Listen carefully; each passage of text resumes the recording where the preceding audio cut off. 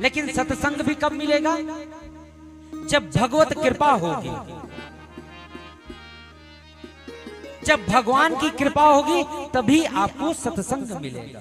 हमारे गोस्वामी श्री तुलसीदास जी भी लिखते हैं, बिनु सत्संग विवेक न हो, राम कृपा बिनु सुलभ न सोई।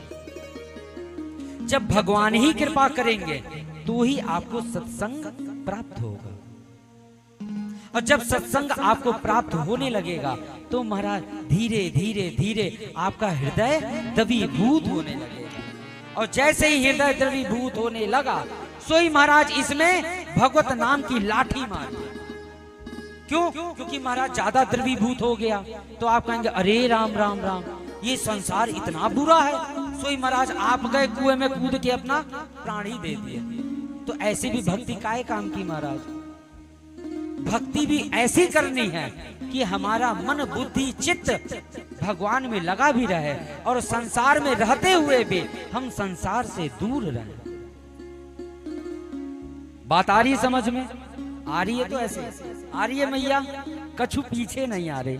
उदाहरण से आप भी समझ लीजिए। जैसे